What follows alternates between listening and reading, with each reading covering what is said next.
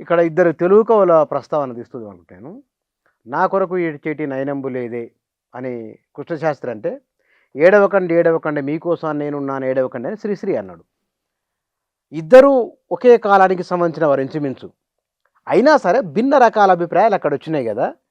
అంటే సమాజం ఆనాడు 2 రకాల ఆలోచనలకు వాళ్ళు ప్రతినిధులైతే, ఇవాళ అదే సమాజం కంటిన్యూ అవుతున్నదా? దాన్ని భిన్నంగా ఉన్నదనే మీరు దాదాపు కంటిన్యూ అయిద్దాం అనుకోవాలి. అయితే ఇక్కడ 2 అంశాలు ఏమున్నాయంటే, వ్యక్తీకరణలో తేడాలు ఉండొచ్చు. ఇప్పటిదాకా మనకున్న అభిప్రాయం ఏంటంటే, యూత్ అంటే వ్యక్తిగతకు సంబంధించిన సుఖాలను కోరుకునేవాళ్ళు, బాధ్యత లేని వాళ్ళు, అట్లాగే వాళ్ళకు తప్ప మిగతా వాళ్ళ గురించి ఆలోచన లేని వాళ్ళ ఒక అభిప్రాయం మనకుండేది. కృష్ణశాస్త్రి అభిప్రాయమే. ఆ! సెలయేళ్లలోకి వెళ్ళి, గలగల పారే నదులలో నుంచి ప్రయాణం చేస్తూ, ఆకులను లెక్కబెడుతూ, ఆకులు ఆకులు పువ్వులు. అట్లాగే పక్షుల కిలకిల రావాలను ఎంజాయ్ చేసే తరం అప్పుడు ఉంది, ఇప్పుడు ఉంది. అట్లాగే ఈరోజు యూత్ కొన్ని ఇష్యూస్‌లో అప్పుడు డిబేట్ చూస్తుంటారు కొన్ని టీవీలలో. యూత్‌ని కూర్చొని పెడతారు. అలాగే రాజకీయ నాయకులు కూడా రాహుల్ గాంధీ లాంటి రాజకీయ నాయకులు డైరెక్ట్‌గా బేసికల్‌గా యూనివర్సిటీస్‌లోకి వెళ్ళినప్పుడు వాళ్ళు అడుగుతున్న క్వెషన్స్ వింటుంటాం. ఈ మధ్య మా ప్రయోగాన్ని గౌరవ ముఖ్యమంత్రి రేవంత్ రెడ్డి గారు కూడా చేసే ప్రయత్నం చేశారు. అట్లాగే బీఆర్ఎస్ నేత కేటీఆర్ కూడా చేసే ప్రయత్నం చేశారు. అంటే వాళ్ళ చుట్టూ ఉండే పార్టీ కార్యకర్తలు, పార్టీ వలయం కాకుండా బయట ఒక సివిల్ సొసైటీ ఉంటుంది. అందులోకి వెళ్ళే ప్రయత్నం ఏదైతుందో అది ఇండియన్ పాలిటిక్స్‌లో ఉండకపోయేది అంతకుముందు. ఇప్పుడు ఆ ట్రెండ్ స్టార్ట్ అయింది. వెళ్ళినప్పుడు వాళ్ళు అడిగే క్వెషన్స్ కూడా చాలా పవర్‌ఫుల్‌గా ఉంటున్నాయి. అంటే యూత్ కూడా సమాజం గురించి మాట్లాడే ట్రెండ్‌ను కొనసాగిస్తున్న విషయం మనకు కనిపించింది. కాకుంటే ఆ ట్రెండ్‌ను మనం మెయిన్ స్ట్రీమ్ మీడియా గాని, మెయిన్ స్ట్రీమ్ రాజకీయ నాయకులు గుర్తించకపోవడం వల్ల ఆ ట్రెండ్ వాల్యుబుల్‌గా మనకు కనిపించట్లేదు. కానీ ఆ ట్రెండ్ ఇంకా బతికే ఉంది. మార్క్ చెప్పినట్టుగా డైలెక్టిక్స్‌లో వాదం ఉంటుంది, థీసిస్ ఉంటుంది. దానికి యాంటీ థీసిస్ ప్రతివాదం ఉంటుంది. 2 కలుస్తూనే మనకు సింథసిస్ రూపంలో ముందుకు పోతుందనేది చరిత్రలో ఇప్పటికీ రుజువవుతున్న అంశమే. ఇక్కడ కాంగ్రెస్ పార్టీ ఈ సీజేపీ ఆందోళన ఒకవైపున, కమ్యూనిస్టు పార్టీలు, విద్యార్థి సంఘాలున్నాయి. రాహుల్ గాంధీ ఆందోళన. బహుశా ఆమ్ ఆద్మీ పార్టీ వచ్చినాక కాంగ్రెస్‌కు మీద తీవ్రమైన దెబ్బ పడ్డది. సీజేపీతో కాంగ్రెసు ప్రభావం ఎట్లా ఉండవచ్చు అనేది? అంటే నేను పార్టీ నాయకుడిగా కాకుండా వ్యక్తిగతంగా నా అభిప్రాయం చెప్తాను నేను. అదేంటంటే రాహుల్ గాంధీ గారు మారుతున్న ట్రెండ్‌కు అనుగుణంగా నిలబడ్డ నేతగా మనం చూడాలి. మిగతా కాంగ్రెస్ పార్టీలో చాలామంది కూడా రాహుల్ గాంధీ గారి స్పీడ్‌ని అందుకోలేకపోతున్నారు. ఇప్పుడు రాహుల్ గాంధీలో ఒక అద్భుతమైన కమ్యూనిస్ట్ కనబడతా ఉన్నాడు రాహుల్ గాంధీలో. హ్మ్. అలాగే రాహుల్ గాంధీలో అద్భుతమైన లిబరలిస్ట్ అంటే ఉదారవాది, నెహ్రూకు సంబంధించిన ఉదారవాది అన్నిటి ఓన్ చేసుకునే రాహుల్ గాంధీలో ఒక ఎగ్జిస్టెన్స్ లిస్ట్ కనబడతా ఉన్నాడు, అస్తిత్వవాది కనబడతా ఉన్నాడు. వీటన్నిటి మేలు కలయిక ఉన్నాడు కాబట్టి బహుశా రాబోయే తరానికి తిరుగులేని నాయకుడిగా రాహుల్ గాంధీ ఉంటాడనే నమ్మకం మాలాంటి వాళ్ళకు ఉన్నది. మిగతా కాంగ్రెస్ పార్టీ ట్రెడిషనల్ లీడర్షిప్ దాన్ని అందుకోలేకుంటే రాహుల్ గాంధీ గారి ఆలోచనలు నిజం కాకపోవచ్చు. కానీ రాహుల్ గాంధీకి సంబంధించిన విషయంలో ఇప్పుడున్న మొత్తం భారతదేశంలో ఎగ్జిస్టింగ్ నాయకుల్లో అతనే అత్యంత ప్రభావశీలిగా ఉన్నాడు కాబట్టి 14 ఏళ్ల క్రితం 12 ఏళ్ల క్రితం రాహుల్ గాంధీ గారికి పాదయాత్ర చేసిన తర్వాత ఉన్న రాహుల్ గాంధీకి తేడా కనబడతా ఉంది. బహుశా యూత్ ఆస్పిరేషన్స్ ఏవైతున్నాయో రేపు ఎలక్షన్స్లో రాహుల్ గాంధీ గారి రూపంలో నెరవేరే అవకాశాలు ఉన్నాయని కాంగ్రెస్ పార్టీ వాడిగా నేను భావిస్తున్నాను. కానీ ఈ మధ్య పార్లమెంటు సమావేశాల్లో ప్రియాంక అండ్ రాహుల్ గాంధీ ఇద్దరి మాటలు ఇవన్నీ విచిత్ర కాంగ్రెస్ పార్టీలో జరుగుతున్న చర్చ ఏమిటి వాళ్ళ గురించి? సహజంగా కాంగ్రెస్ పార్టీకి సంబంధించిన ఒక తరం నాయకత్వం దాన్ని నేర్చుకునే ప్రయత్నం చేయాలనే తపన ఉంది. ఎందుకోసం అంటే ఎప్పుడు కానీ ఐడియాలజీ ఉంటుంది, ప్లాట్ఫామ్ ఉంటుంది. ఈ రెండింటిని సమన్వయం చేస్తూ నాయకత్వం ఉంటుంది. ఈ ఐడియాలజీ ప్లాట్ఫామ్ నాయకత్వాన్ని అందుకోలేనప్పుడు నాయకత్వానికి వీటికి మధ్య తేడా ఏర్పడుతుంది. అప్పుడు రిజల్ట్ రాదు.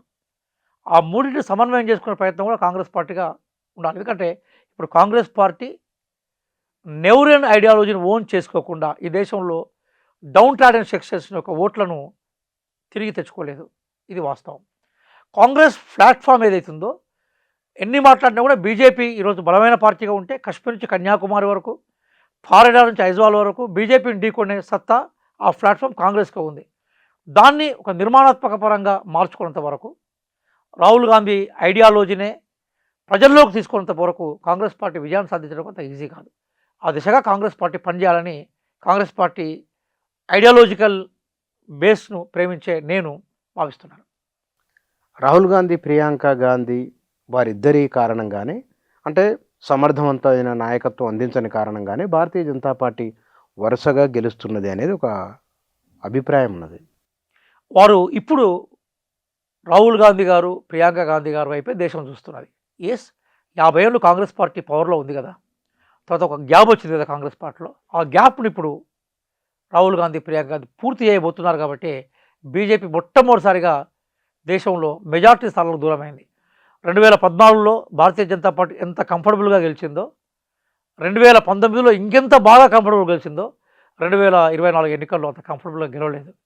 బీజేపీ డిక్లైన్కి కాంగ్రెస్ పార్టీ 44 స్థానాలున్న 100 స్థానాలకు ఎగబాడడానికి రాహుల్ గాంధీ, ప్రియాంక గాంధీ గారి నాయకత్వమే కారణమని మనం భావిస్తున్నాం. ఈరోజు పార్లమెంట్లో అమిత్ షా వచ్చి అడ్రస్ చేయకపోవడానికి, మోడీ గారు వచ్చి అడ్రస్ చేయకపోవడానికి పార్లమెంట్లో రాహుల్ గాంధీ, ప్రియాంక గాంధీ వారు ఉన్నారు కాబట్టి కారణమని మేము భావిస్తున్నాం. వచ్చే ఎన్నికల నాటికి లేదా రాబోయే కాలంలో కమ్యూనిస్టు పార్టీల ఉనికి ఎట్లా ఉండొచ్చు అనుకుంటున్నారు? కొత్త తరం ఆలోచనలను వాళ్ళు నిరంతరం మారాలి, గత్తారిక భౌతికవాదం చెప్తారు కదా, వాళ్ళు దీని నుంచి నేర్చుకునే అవకాశం ఉండదా, మారే అవకాశం ఉందని మీరు అనుకుంటున్నారా? మొట్టమొదటిసారిగా ఈరోజు జంజీ ఏదైతే ప్రగతిశీల వాదాలకు సంబంధించిన మాటలు మాట్లాడుతున్నారో, పాటలు పాడుతున్నారో, ఆచరణలోకి తీసుకొచ్చే ప్రయత్నం చేస్తున్నారో అవి కమ్యూనిస్ట్ పార్టీ బేసిక్ ఫిలాసఫీకి దగ్గరగా ఉన్నాయి. కానీ ఆశ్చర్యం ఏంటంటే కమ్యూనిస్ట్ పార్టీలు వాటి ఓన్ చేసుకునేందుకు సిద్ధంగా లేవు. కమ్యూనిస్ట్ పార్టీ నాయకత్వంలో జనరేషన్స్ గ్యాప్ ఉంది. నాయకత్వం అంతా ఎబో 70sలో ఉన్నది. వాళ్ళ ఆలోచన విధానం అంతా బిలో 30కి సంబంధించిన ఆలోచన. ఈ బిలో 30కి సంబంధించిన ఆలోచనని, బిలో 30కి సంబంధించిన నాయకత్వం తీసుకోకుండా కమ్యూనిస్ట్ పార్టీ పవర్లోకి రావు. కమ్యూనిస్ట్ పార్టీలకు నేను ఇచ్చే సలహా ఏంటంటే, ఒకప్పుడు మేము కమ్యూనిస్ట్ సంబంధించిన విద్యా సంఘాల్లో పనిచేసిన వాడిగా, మొట్టమొదటిసారిగా మీరు ప్రజా సంఘాల్లో మీ విద్యా సంఘాలను బతికించుకునే ప్రయత్నం చేయండి. మీ విద్యా సంఘాల యొక్క నిర్మాణాన్ని విస్తరింపే ప్రయత్నం చేయండి. ఒకప్పుడు కమ్యూనిస్ట్ పార్టీకి విద్యా సంఘాల నుంచి ఏదైతే నాయకత్వం వహించిందో, నాయకత్వాన్ని విద్యా సంఘాలు అందించినాయో, మీ విద్యా సంఘాలను మీరు బలోపేతం చేసుకోకుండా మీ పార్టీలు బలోపేతం చేసుకోలేని పరిస్థితి ఈరోజు నిలబడ్డది.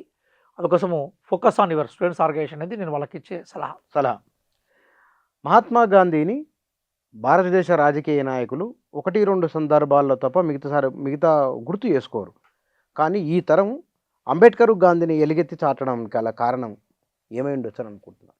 అంటే వాస్తవంగా నేను ఒకప్పుడు కమ్యూనిస్ట్ పార్టీ ఇన్ఫ్లుయెన్స్లో ఉన్నప్పుడు వీరిద్దరు గొప్పతనాన్ని ఈ రూపంలో అంచనా వేయడం సంబంధించిన అంశాల్లో మేము సక్సెస్ కాలేకపోయినాం మా తరం అంతా కూడా. కానీ చాలా జాగ్రత్తగా ఈరోజు ప్రపంచ చరిత్రను చూస్తే, ఇరాన్ మీద అమెరికా చేసిన దాడులను చూసినా, ఇప్పటికీ భారతీయ సమాజంలో ఇంక్లూజివ్నెస్ను కోరుకునే ఫోర్సెస్ చూసినా, విప్లవం అంటే అర్ధరాత్రి మార్పు వస్తుందని చెప్పే వాళ్ళకన్నా విప్లవం అంటే గుణాత్మకంగా గ్రాడ్యువల్గా వస్తున్న మార్పును చూసుకుంటున్న ఈ మొత్తం పరిణామాలను చూసినా కూడా గాంధీ గొప్పతనం మనకు కనిపిస్తుంది. మహాత్మా గాంధీ ఐడియాలజీ రెలవెన్స్ మనకు కనపడుతుంది. అట్లాగే మొత్తం ప్రపంచంలోనే అసమానతల నుంచి సమానత్వం కోసం ఎదిగిన నాయకుల్లో 1, 2, 3 నా ఉద్దేశంతో నెంబర్ 1 కనిపించే వ్యక్తి ఎవరుతుండ్రో వారు డాక్టర్ బిఆర్ అంబేద్కర్. కాబట్టి మహాత్మా గాంధీ శాంతియుత సహజీవనానికి ప్రతీక కనబడుతూ ఉంటాడు.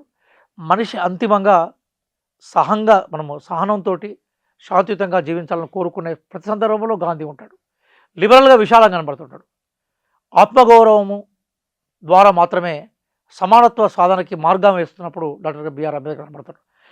మనకి ఫ్రీడమ్ స్ట్రగుల్లో భిన్నమైన ధృవాల నుంచి వాళ్ళు పనిచేసి ఉండొచ్చు, కానీ ఐడియాలజికల్ సింథసిస్ చేసే, అంటే ఐడియాలజీకి సంబంధించిన ఇష్యూస్ని ఈరోజు సమ్మిళితం చేసే ఆధునిక ప్రపంచానికి వాళ్ళిద్దరు అవసరం ఉందన్న విషయమే ఈరోజు భారతీయ యువత వాళ్ళిద్దరి పట్ల మీరు చూడండి. యూత్లో ఎక్కడ కూడా గాంధీ వ్యతిరేకంగా మాట్లాడేట్టుగా సందర్భాలు కనబడవు. అంబేద్కర్కు చాలా సంవత్సరాల తర్వాత ఈరోజు భారతదేశంలో ప్రపంచంలో ఒక మహత్తరమైన గుర్తింపు వచ్చింది. కాబట్టి ఈ రెండు కూడా మారుతున్న తరం ఏ ఐడియాలజీకి కోసం నిలబడాలనుకుంటుండో ఆ ఐడియాలజీని ప్రవచించిన వ్యక్తులుగా వీళ్ళు ఉన్నారు. కాబట్టి సూర్యచంద్రుడు ఉన్నంత వరకు వీళ్ళు ప్రపంచ చరిత్రలో మిగిలిపోతారు.